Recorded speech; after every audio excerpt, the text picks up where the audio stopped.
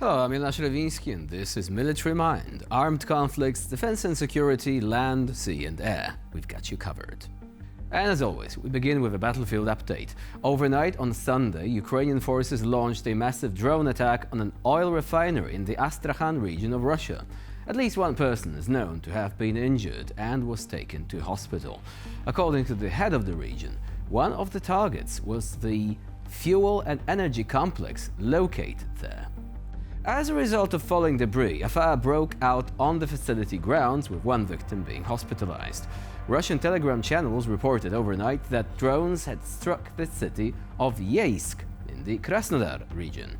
The target could have been a military airfield located there. Local residents said they heard explosions over the Sea of Azov. Meanwhile, Russia also struck Ukraine with drones on Sunday night. The attack on the Poltava region left more than 1,000 people without electricity. There were no casualties.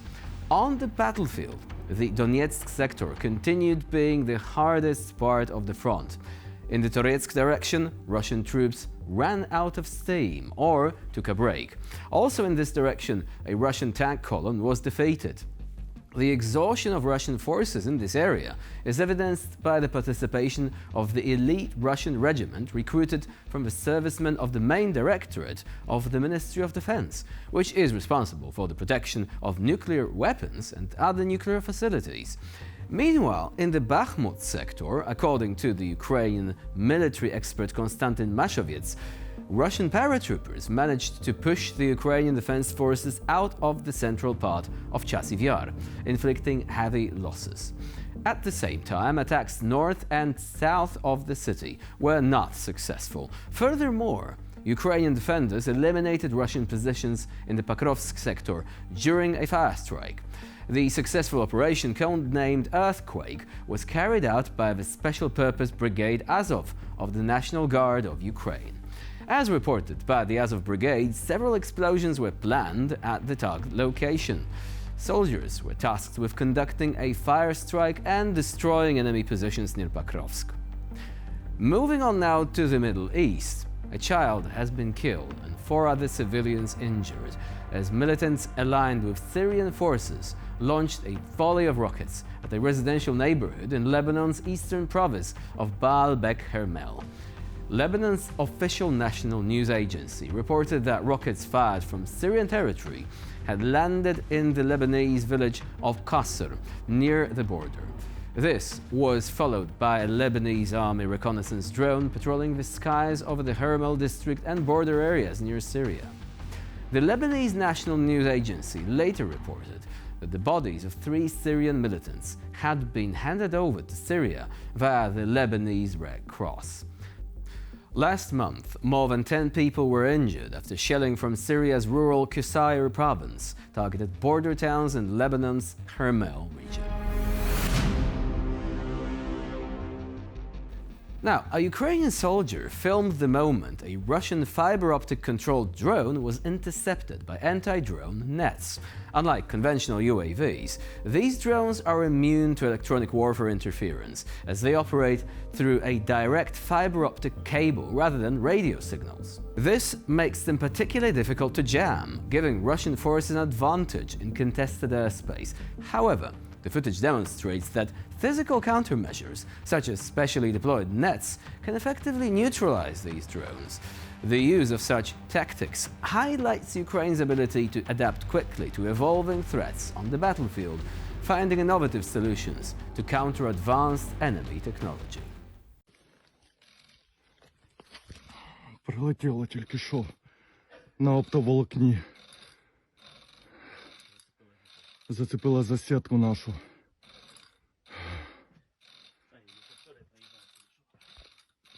So there you go, not so advanced after all, it seems. Anyway, moving on. Soldiers of the Ukrainian 24th Separate Mechanized Brigade continue to neutralize Russian paratroopers in Chasiv Yar, located in the Donetsk region, using precision FPV drone strikes. This footage from the battlefield shows Ukrainian operators effectively targeting enemy positions, eliminating threats before they can advance. Chasiv Yar remains a key battleground, and the relentless work of Ukrainian drone units demonstrates the increasing role of unmanned warfare in modern combat. As Russian forces attempt to hold their ground, Ukrainian defenders continue to dismantle their positions with surgical accuracy.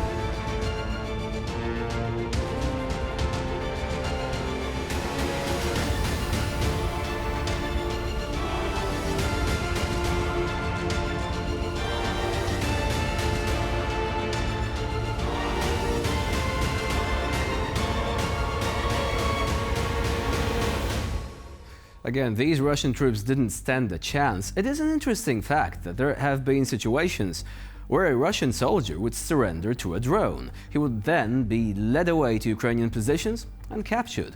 And this would actually be a preferable end than, well, this.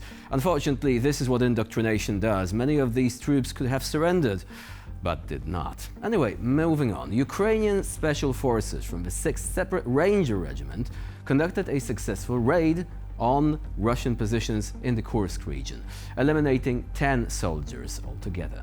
The operation, carried out with precision and speed, resulted in the capture of valuable enemy weapons and equipment. This particular operation is just another example of how Ukrainian forces can strike deep inside Russian-held territory, disrupting logistics and inflicting significant personnel losses.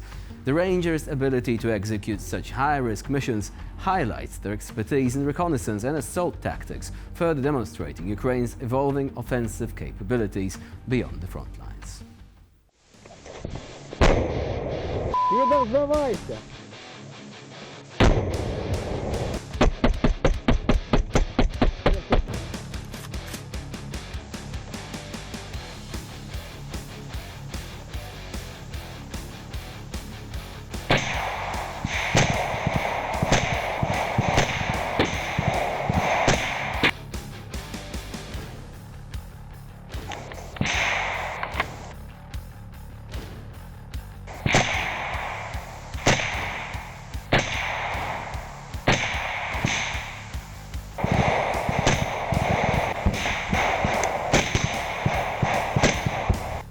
Сдавайся!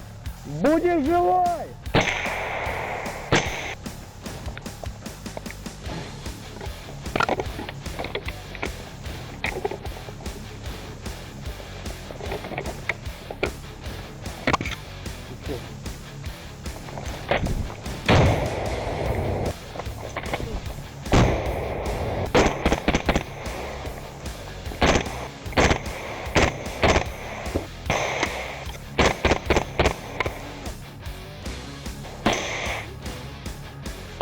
Русские, сдавайся, пока есть еще возможность.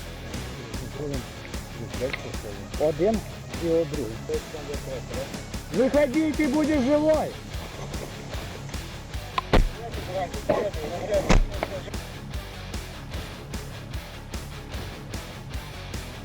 Гранаты, смотри.